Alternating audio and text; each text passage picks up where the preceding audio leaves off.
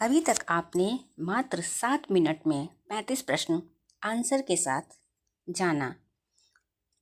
तो आइए आज जानते हैं फिर से हिंदी साहित्य का काल विभाजन और नामकरण टॉपिक के अंतर्गत जो बहुत ही महत्वपूर्ण 35 प्रश्न हैं उस पर दृष्टि डालते हैं।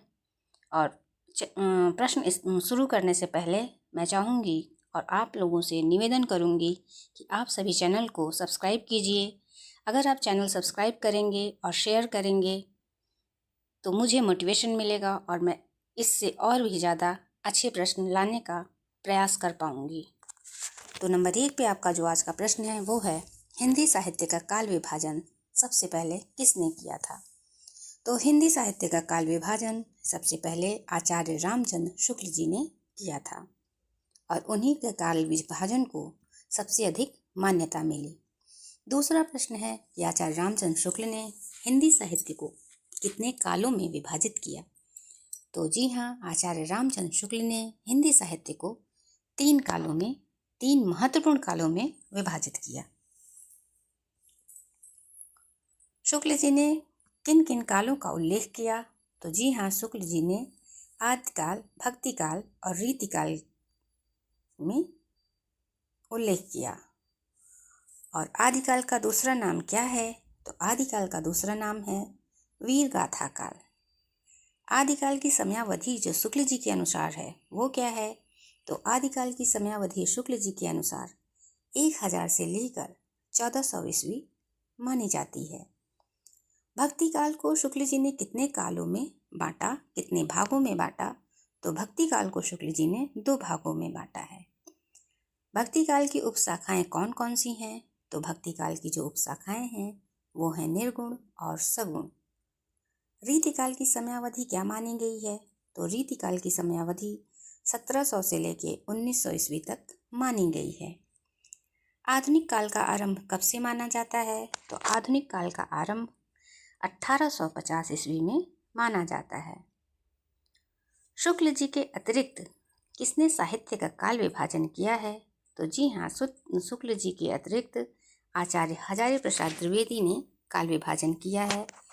इन चारों ऑप्शन में से आचार्य रामचंद्र शुक्ल को हिंदी साहित्य का क्या कहा जाता है? तो आचार्य रामचंद्र शुक्ल को हिंदी साहित्य का इतिहासकार कहा जाता है। हिंदी साहित्य का संक्षिप्त इतिहास किसकी रचना है? तो हिंदी साहित्य का संक्षिप्त इतिहास आचार्य रामचंद्र शुक्ल जी की रचना है। हिंदी साहित्य के इतिहास लेखन का क्रम किस भाषा में से प्रभावित है?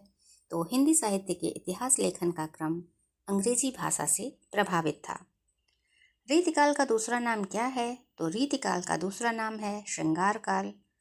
आधुनिक काल की प्रमुख धाराएं कौन सी हैं? तो आधुनिक काल की जो प्रमुख धाराएं हैं वो हैं द्विवेदी युग, छायावाद, प्रगतिवाद और प्रयोगवाद। द्विवेदी युग का नामकरण किसके नाम पर है? तो द्विवेदी युग का नामकरण महावीर प्रसाद द्विवेदी जी के नाम पे है। आधुनिक काल का आरंभ किससे माना जाता है? तो आधुनिक काल का आरंभ भारतेंदु हरिश्चंद्र जी से माना जाता है। हिंदी साहित्य का प्रथम इतिहास किसने लिखा था? तो हिंदी साहित्य का प्रथम इतिहास गारसा दत्तासी जी ने लिखा था। गारसा दत्तासी किस देश के थे? तो गारसा दत्तासी फ्रांस देश के निवासी थे। आधुनिक काल का दूसरा नाम क्या है? तो आधुनिक काल का दूसरा नाम है भारतेंदु युग।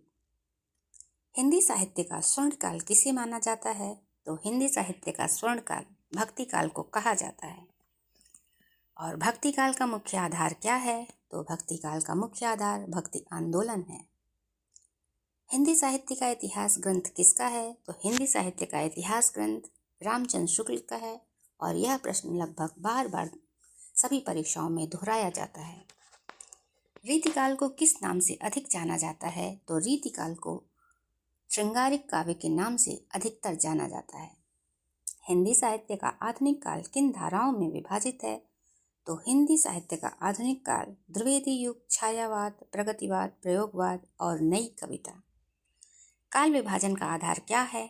तो काल विभाजन का जो आधार होता है वो होता है ऐतिहासिक और सांस्कृतिक परिस्थितियाँ।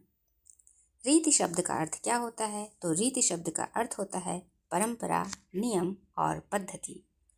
शुक्ल जी के अनुसार भक्ति काल की समय सीमा क्या रही है? तो शुक्ल जी के अनुसार भक्ति काल की समय सीमा 1400 से लेकर 1700 ईस्वी रही है। हिंदी साहित्य के इतिहास को लिखने की प्रेरणा किससे मिली? तो हिंदी साहित्य के इतिहास को लिखने की प्रेरणा अंग्रेजी साहित्य इतिहास लेखन से मिलती है। आधुनिक काल में प्रगतिवाद का केंद्र क्या है? तो आधुनिक काल में प्रगतिवाद का केंद्र सामाजिक यथार्थ है। और छायावाद का समय क्या है? तो छायावाद का जो समय अवधि है वो है 1918 से लेके 1936 ईस्वी तक।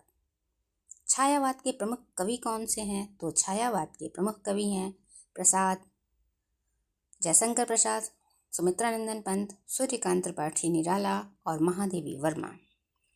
हिंदी साहित्य का आदिकाल किस रस से संबंध है? तो हिंदी साहित्य का आदिकाल वीर रस से संबंधित है। हिंदी साहित्य के इतिहास का व्यवस्थित और वैज्ञानिक लेखन किससे शुरू होता है? तो हिंदी साहित्य के इतिहास का व्यवस्थित और वैज्ञानिक लेखन आचार्य रामचंद्र शुक्ल द्वारा शुरू होता है। हिंदी साहित्य का कौन सा काल सबसे लंबा माना जाता है? तो हिंदी साहित्य का सबसे लंबा जो काल था